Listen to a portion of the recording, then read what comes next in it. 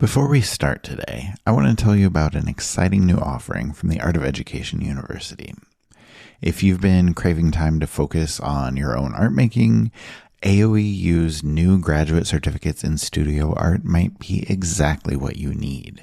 These programs are designed for art teachers who want to grow as artists. Whether you're diving deeper into 2D or 3D media, building a body of work, or just reconnecting with your creative voice. The 2D certificate lets you choose your own path, exploring media like drawing, painting, printmaking, and digital art. The 3D certificate is all about form and function, with courses in ceramics, sculpture, book arts, and fibers. It's flexible, meaningful professional learning that centers you and your art-making practice. You can learn more by visiting the AOEU website or clicking on the link in the show notes. Now, let's get to an episode about some of those same topics. An episode about creativity, art making, and connection. Welcome to Art Ed Radio, the podcast for art teachers. This show is produced by the Art of Education, and I'm your host, Tim Bogatz.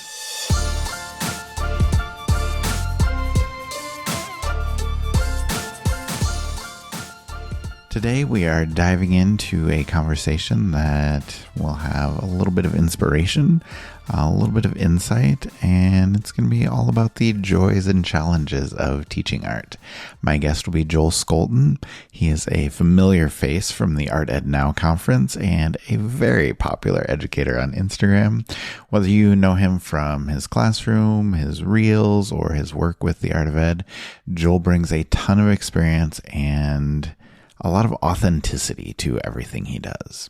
So we have a bigger discussion about creativity and art making in mind, but we also want to give you a sneak peek into Joel's upcoming art making session at Art Ed Now, and maybe also talk about his best advice for starting the year strong and some creative solutions to some other topics as well. So I'm excited to have him here. He's ready to go. So let's jump in.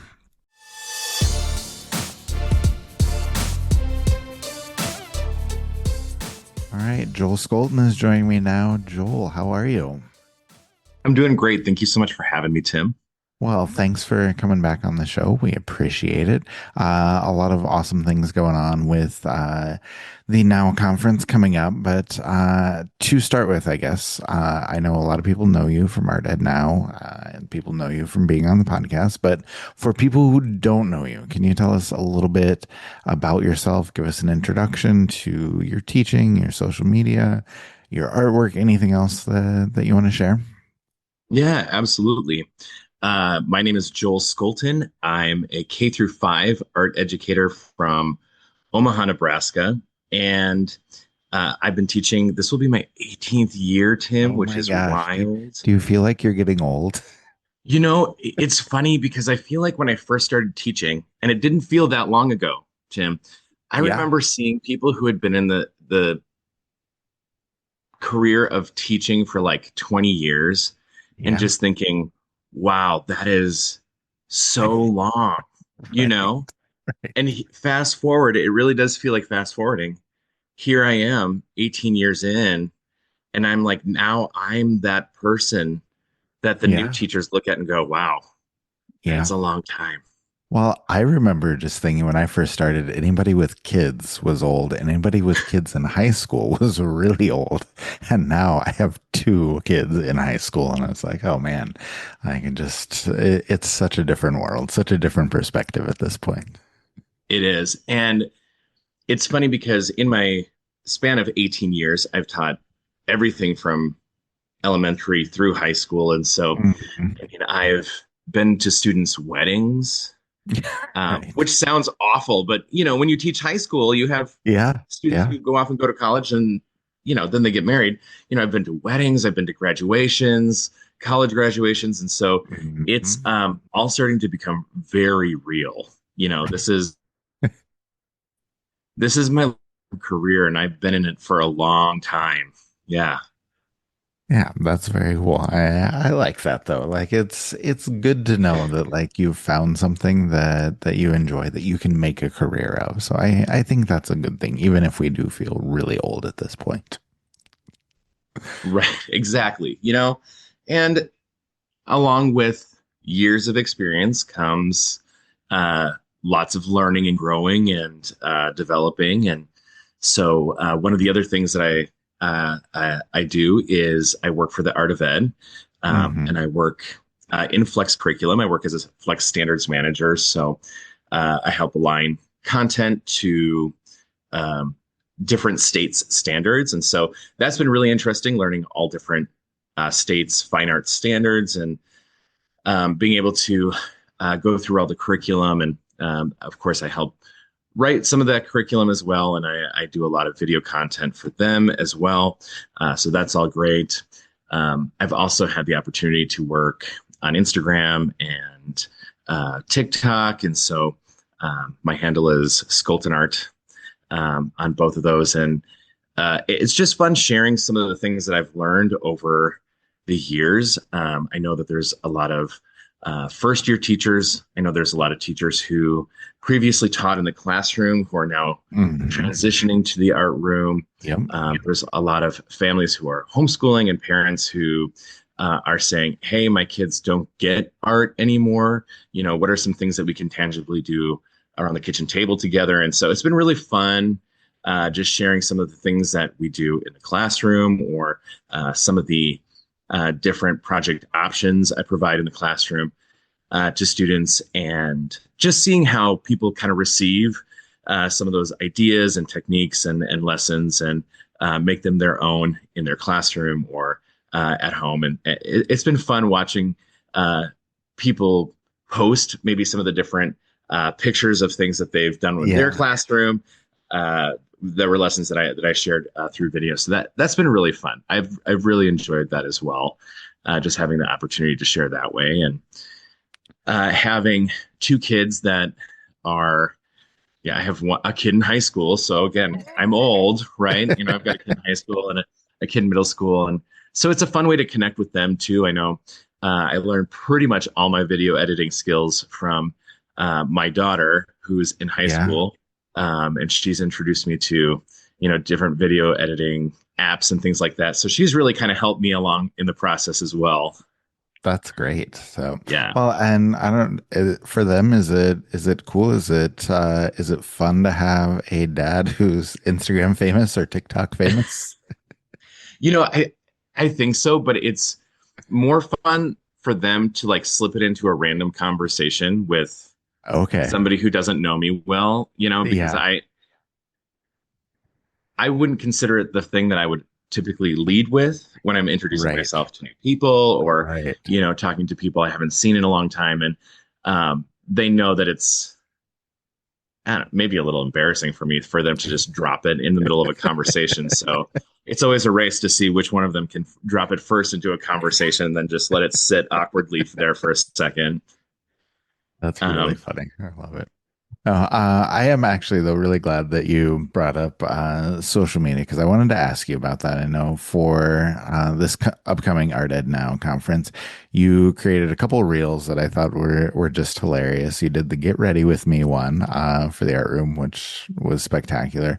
Also, more recently, everybody saw the one where we let creativity reign, and you were dressed up as the king, as royalty, which was also spectacular. But can you tell us about the making of those? Like, did your daughter help with those, and just like behind the scenes, like what was the inspiration for them? Like, how did those ideas come together? Working with the Art of Ed, one of the things that I get to do is uh, kind of jump in and help in different areas. And so I've done a few social media posts and things like that for the Art of Ed, and I get to work really closely with Abby Shukai, which is really awesome because you and I and Abby all worked together Yes. for a few years, which was really fun. So it's always fun to connect with her and to work with her. And I have to give her some credit on the Get Ready With Me post because um, I knew that I was going to be doing a few posts for the Art Ed Now conference, which I love and I think is just an awesome opportunity for teachers to grow. So I'm fully behind it, and so I love creating content uh, to promote the conference. Hmm. And um, I was just a little stuck, and so I asked Abby for some help on some ideas, and she had kind of thrown together some fun ideas that were maybe mimicking some of the things that were happening, some of the things that were trending on Yeah, I was gonna Instagram and say, yep, TikTok, some different yep. trending kind of things. And so after looking through her stuff, I thought, actually, one of my biggest pet peeves on Instagram is that these get ready with me videos always end up on my feed. And I don't know how they end up on my feed because I don't like them, but they're always Yeah, there. And so yeah. I thought, man, what if I did kind of like a art teacher spoof on this thing that I actually don't even like, and just kind of make it fun and silly and kind of backwards. And so I had a lot of fun filming that and just coming up with the most ridiculous ways for an art teacher to get ready in the morning.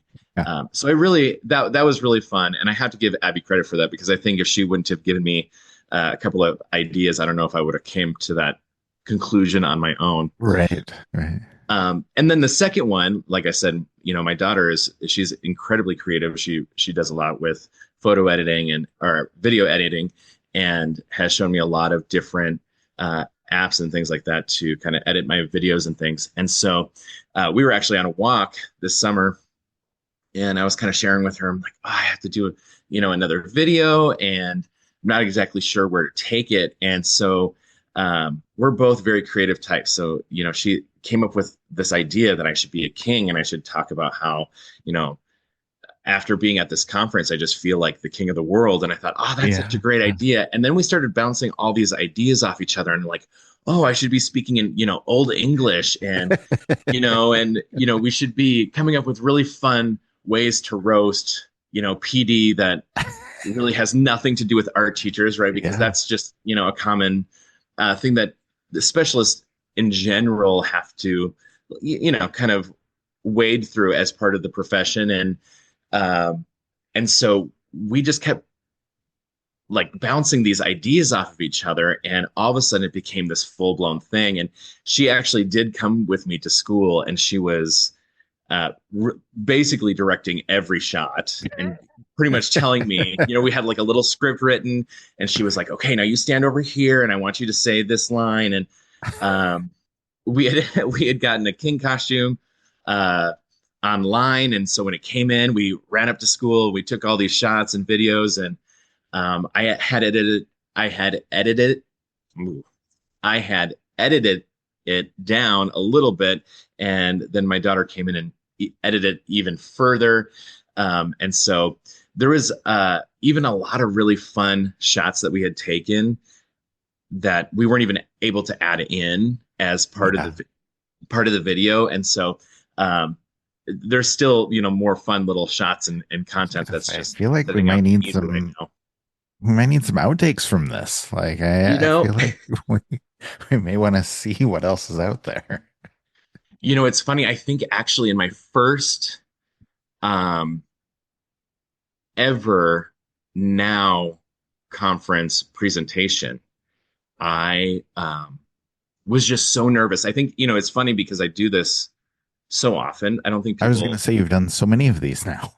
yes, and even just in with video content in general, between creating videos for Flex and for Now and for social media, I do so much of it. And I think people think that, it's just something that I throw together, but sometimes it makes me really nervous. And I think the more serious I get, the more nerve wracking it becomes. And Yeah. so sometimes presenting at a conference like Now can actually just be really nerve wracking. And so the first time I ever presented, I remember trying to create that intro piece where it's like, front facing, and I'm introducing myself and what I'm going to teach. And Hmm. it took me like a solid whole afternoon to get like 30 Oh, seconds wow. of Yeah. content.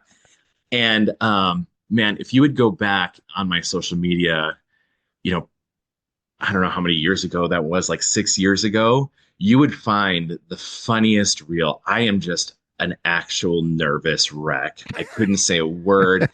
And there was just so much video content that I went through. I was like, man, I have to throw together a blooper reel here because this is just a mess. Yeah. Yeah. And so That's I funny. actually threw together a little blooper reel because it there was some wild things. I had a painting fall down behind me. It was bad news.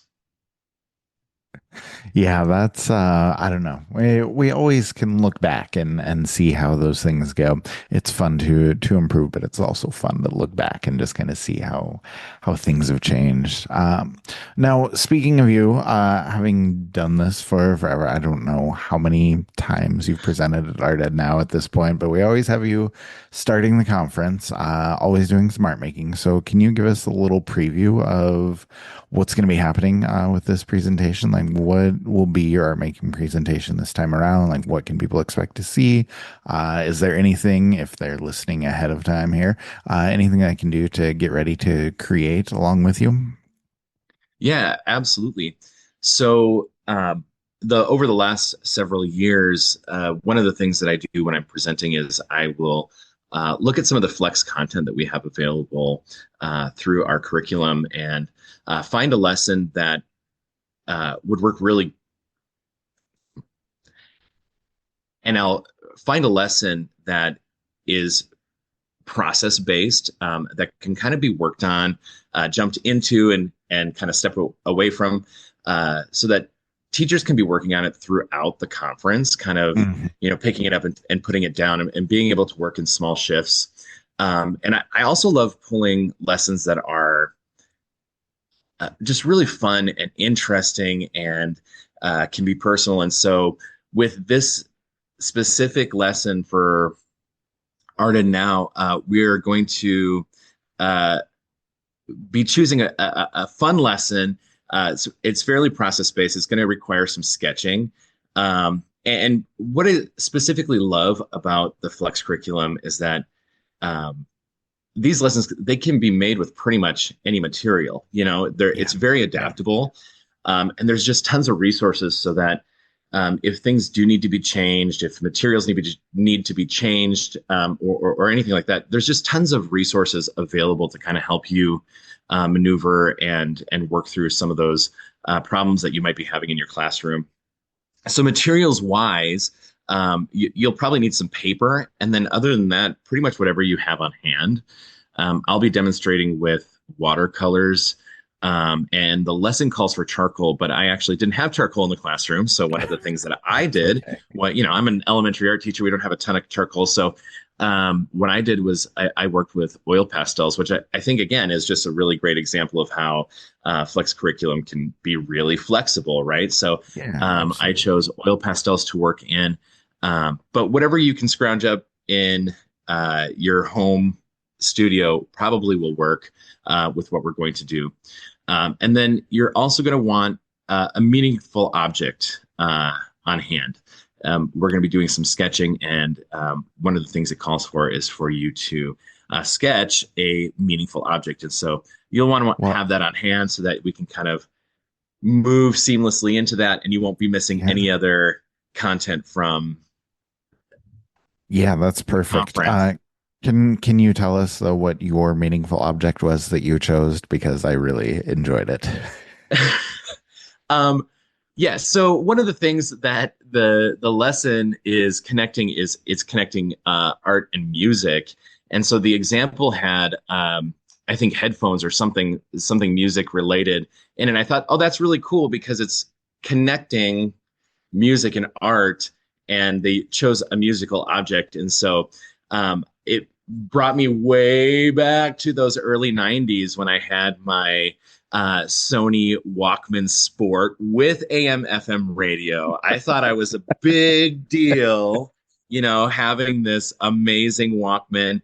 That also had an AM FM radio. Everybody who's listening, who's under the age of 40 right now, is like, that sounds What? so lame. Like, didn't you have Wi-Fi? And I did not. I did not have Wi-Fi. So an AM/FM radio was like really super sweet at the time. And so I just had a ton of fun messing around with my Walkman and sketching my Walkman. Yeah, I love that. And it makes me, I'm really glad that we could bring up once again how old we are, like during this conversation. It's good. But I also want to ask you too, because Teachers are always so appreciative of having time to make art, having time during PD to create something. And so I wanted to ask you, just kind of looking at the bigger picture, like why would you say, or why do you think it's important for us as art teachers to continue to create, to continue to make art?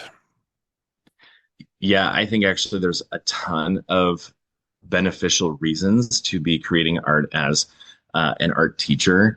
And I think I was kind of reminded of this summer. Our district is having a group art show, and I haven't created art for myself in a long time. I've done a lot of Yeah. project examples. I've done some commission work for people, Hmm. and I'm an encaustic painter. So getting materials out, it's a process. It takes a long time. You got to Right. wait for, Right. the wax to melt Yep. for about an Yep. hour. And so it takes a lot of time. It's kind of a commitment. And so it's just been a really long time since I created personal art. And so this summer, because I wanted to be part of this group show, I had to put some work together. And it was just such a great reminder of how important it is to be a creative when you're teaching Yeah. creative skills.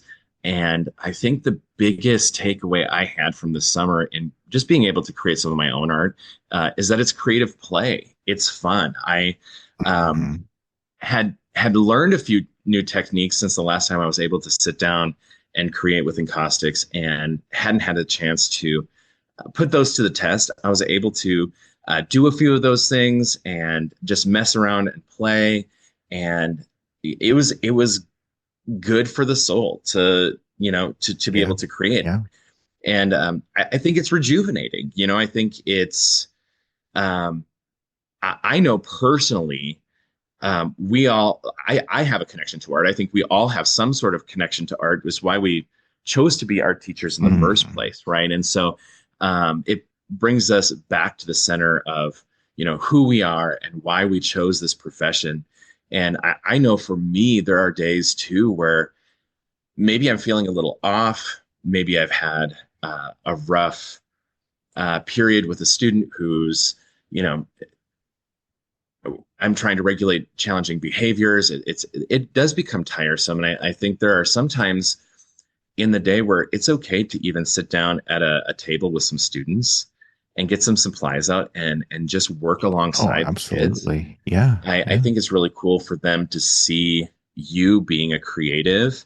And it's kind of like, in middle school, I had there were two PE teachers in middle school, right? And everybody wanted Mr. Moriarty. And it's because, the other PE teacher kind of sat in the corner and told you what to do. Mr. Right. Moriarty was in it, right? And so like he wasn't Hmm. going to ask you to do push-ups. He was going to do the push-ups with you. He wasn't going to ask you Right. to play basketball. He was going to play basketball with you. And it was just really fun to watch him practicing the thing that he loved. And Yes. it translated as him being the teacher that everybody wanted, right? Hmm. Because he was in it and he was a part of it and he modeled it for us. And so I think there's also an advantage to modeling just creativity and artistic behaviors for students. I love that idea of modeling. I love that idea of working along with kids and letting them see you create, like no matter what it is, just letting them see you create to dive into those artistic endeavors. It sets a great example for them. Yeah, and I think too, being able to see an art teacher work professionally or have an opportunity to show out in the community and things like that, Mhm. it takes art out of the classroom. When a student sees a teacher who's only creating to um, demonstrate or complete a classroom example, what they see is that art is for art class and not art is for the world. And so Mhm. having students be able to see how what they are learning can be translated out into the world, and it's actually something that's relevant outside of the walls of your classroom is important too. Yeah, I love that example because I mean there's nothing wrong with art for art's sake, art for classroom's sake, but the idea that we can show kids that there's even more out there is a wonderful thing. So I really love that perspective. I appreciate that. Now, I also want to ask you, like, we're getting to late July here, and a lot of teachers are starting to worry about the beginning of the school year. Like, it's coming soon for a lot of us. So, what is your upcoming school year going to look like? Is there anything new, anything different that you're going to be trying this year? Yeah, well, I'll be traveling schools next year, and that's not new. I've traveled Yeah, before, and I traveled yeah, last year. But I'm always looking for ways to make traveling easier. mm, I don't think people always understand or recognize the challenges of traveling, especially if you're traveling to more than one building a day, um, yes, because your schedule can get really tight. And so it just poses some unique challenges. Like last year, I didn't have anything to carry my supplies in. And, I'm living here in Nebraska where it's super windy all the time. And I'm constantly chasing down things as I'm trying to carry it from one classroom to another. And yeah, I thought, I yeah. just need to be one of those stereotypical traveling art teachers with with one of those rolly boxes. Like I'm just going to need Hmm. that. You're It's, gonna have to break down and buy one. yeah, Yeah. right. It's not like a cutesy teacher buy. It's like actually functional, and it's Yeah. going to be important to use that as well. But I think another thing that I'm always trying to do is provide more student choice in my classroom. With district standards and district common assessments, it's really can be difficult to provide um, a ton of choice. And so I've just been slowly kind of integrating more choice into my classroom. It started out really small, offering different size papers or different colors or opportunities to kind of finish your background how you want or whatever. And now I do have opportunities where students are kind of, I present whatever the skill or idea is, the learning goal, and then students move from ideation through completion all on their own.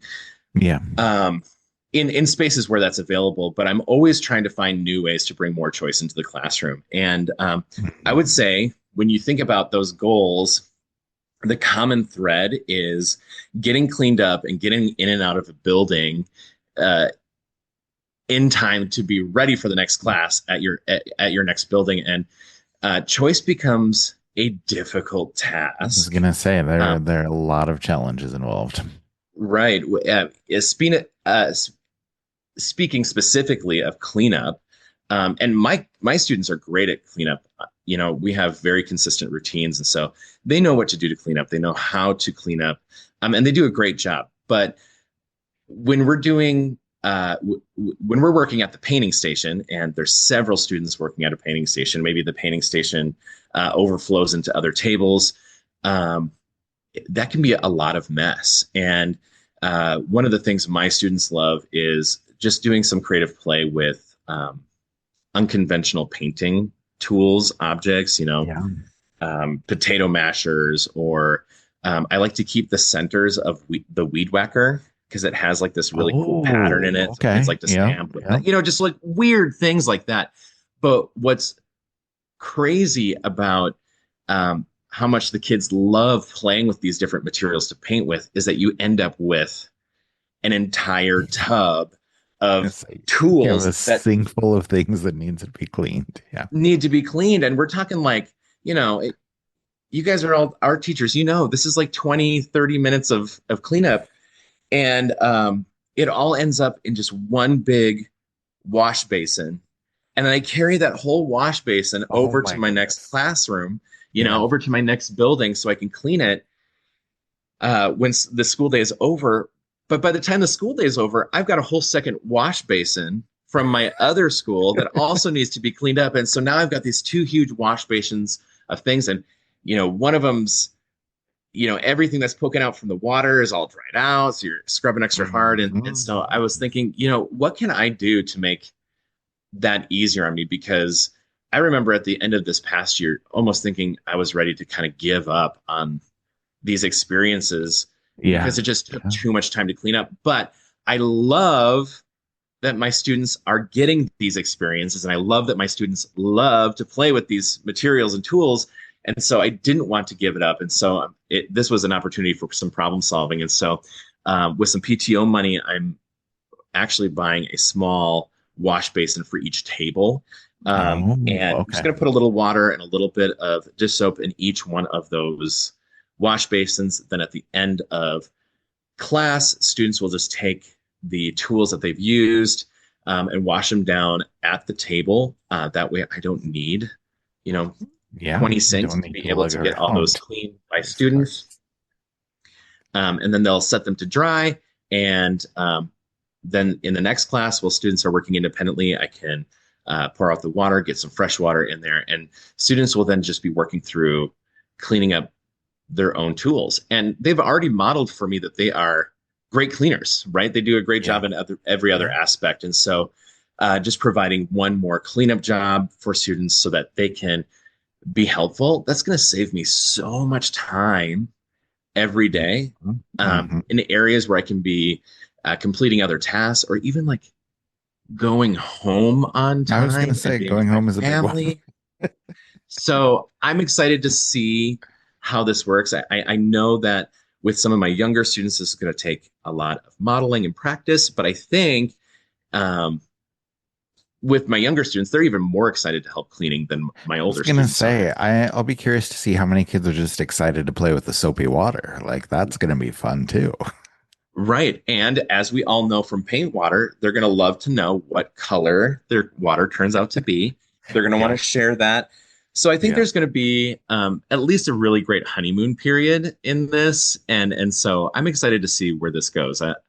This I think this is going to be a good uh, kind of solution to multiple problems for both me and the students. Yeah, I think it's going to be good for everybody. So I like that. Then to wrap up, I guess just one last question for you. Advice for people, just whatever you want to share. Like, do you have advice on how to make the most of the Art Ed Now conference, being the veteran that you are, or do you have advice on the upcoming school year for people? Like anything that you want to share that might make things run more smoothly for people?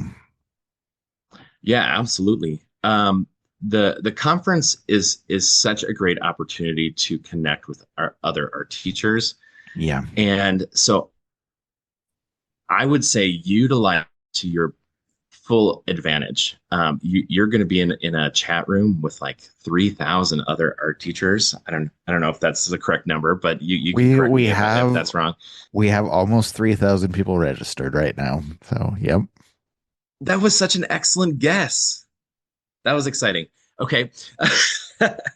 And that's almost 3,000 people worth of experiences and ideas and art room hacks. And so I would say find positive ways to engage in the community through the chat. It's easy to get frustrated sometimes when you're watching somebody do something that's really cool and you almost feel like, well, I can't do that with my constraints or uh, my classroom's not set up like that.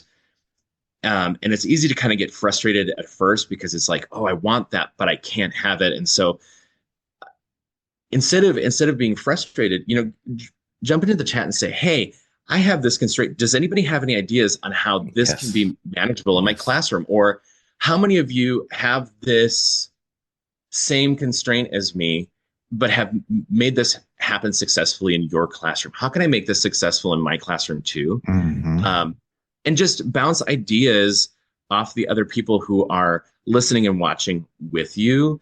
Um, and also, you are filled with expertise and experiences. What can you share and offer Yeah. in the chat that will help other people through the process as well?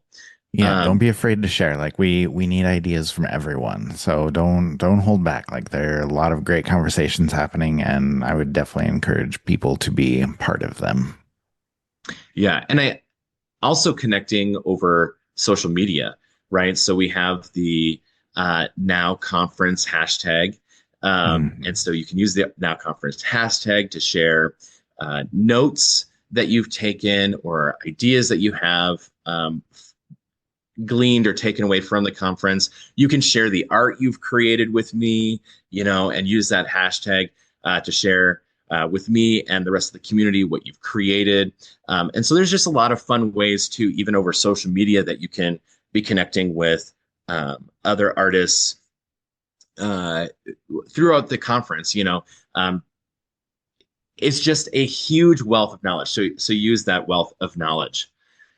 Um, when you do the Art Ed Now conference, you also get the after pass, which is awesome Right. because you are also able to go back and rewatch things. You can rewind, you can pause, you can visit other sessions. There's other kind of tidbits and fun sessions there through the after pass that you can get. And so, one of the benefits of being part of a virtual conference is that you have the flexibility to learn kind of at your own pace. And you don't have to feel like, oh, there was that one thing and I missed it. You didn't miss it. You can go back and find it and write it down, or uh, you know maybe you were writing notes and you missed something important. Again, you can go back and listen and get that all that important information through the afterpass. So if you are registered, make sure you're utilizing the afterpass as well. You can really kind of extend that learning Yeah, there's for so much yourself. more there. So that's good advice. So, anything else you want to share? Yeah, I think for me, one of the biggest things I've learned in all of the years, Tim, that we've been teaching, Excellent callback. Thank you.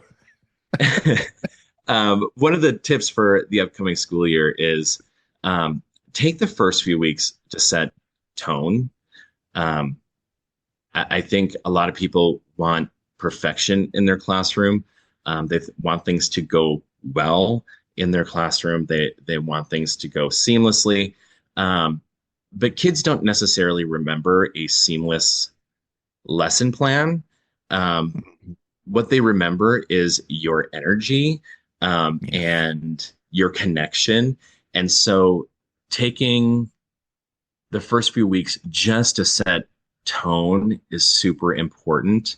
It's going to take you a long way, just in terms of routines, in terms of behaviors. And I think the best maintain positive, safe, and creative environment is to begin the year by prepping routines. Yeah. And this sounds like it's not connection, but it really is connection. I think one of the things I've learned with being a parent and a teacher is that kids really love understanding the expectation. I think they love to be able to be independent in a way where they understand how to navigate a situation or how to navigate a space. And so by prepping routines, you're really setting the kids up for success. Um, but it also is not just for the students, for the teachers as well. Things do get chaotic, Yeah. right? Oh, for sure. For Our sure. desk is going to end up with just mounds of papers and found Mhm. materials and random objects I and was going to say assessments. wash basins full of paint experiment tools. Right. Wash basins full of paints.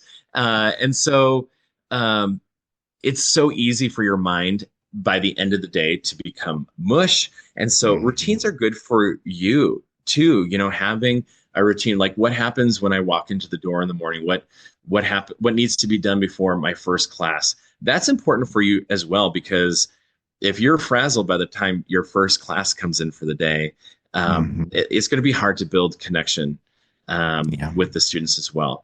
Um, and so consistent routines help us to function in the chaos. It helps the students to function in the chaos, right? The consistent structure, like entry tasks, cleanup procedures, um, and having clear expectations will help make their class period more predictable for them, and it'll help Yes. it run smoothly. They know what's expected of them, and they know how to work again within that space. And that provides you with more time to build those positive connections and to have positive experiences um, with the students. And I think this is even more important for those of us who don't see students every day. If Right. you think about it, a lot of kids have very consistent routines in other areas of their life, especially for elementary students, they have one classroom teacher and things are done a very specific way in that classroom. And so when they come into your art room once a week, they might only hear that expectation once a week, or Yeah. 34 times in that school year, they might hear that instruction. And so I think it's also important too to just verbalize and repeat those expectations each time they're in the classroom. And it seems so redundant from your perspective as the art teacher because you end up Right. Because you're saying doing it, that with you know, every class. Yeah. right, Yeah. 7 times a day, 5 days a week for the entire school year. But just remembering that they might only be hearing this a few times. Within the first quarter, they've only heard you ask them to clean up a specific way 9 times. And Right. they've probably heard Right. that within the first week of their classroom. Yeah. And so Yeah. just repeating those expectations helps them to remember what the expectations are in your classroom. Sometimes they just forget. And again, it prevents frustration on your end. It prevents frustration on their end. And again, provides opportunities for them to have, positive memories of your classroom and Yep. to build positive memories with you. Yeah. Yeah, absolutely. I want to emphasize one point that you made there because I think it is super important.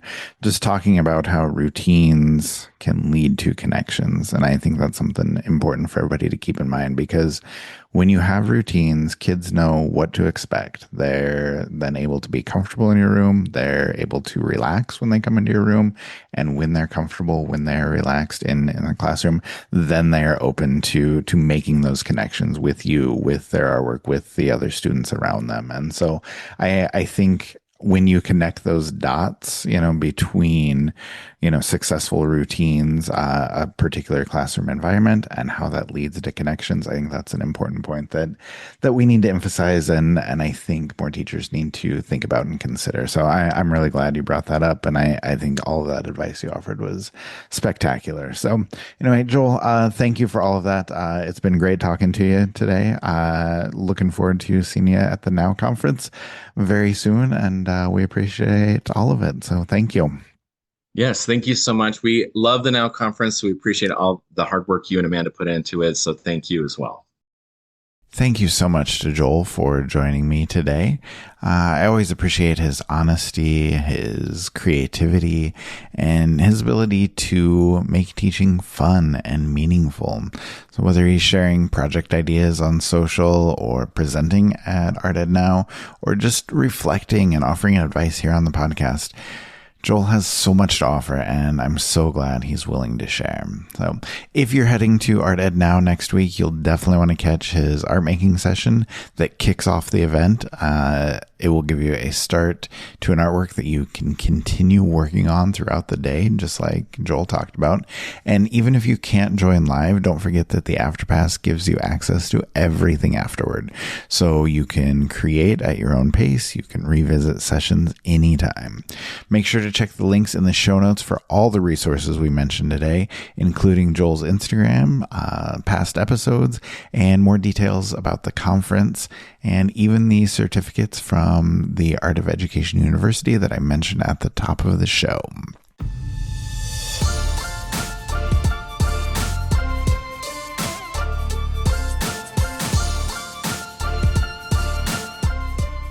Art Ed Radio is produced by the Art of Education. A thank you to Michael Crocker for the engineering. And if you enjoyed this episode, please leave a review on Apple Podcasts or Spotify, or share it with another art teacher who could use a little inspiration as they gear up for the school year. We will be back with another episode next Tuesday, and I hope to see you at Art Ed Now next weekend.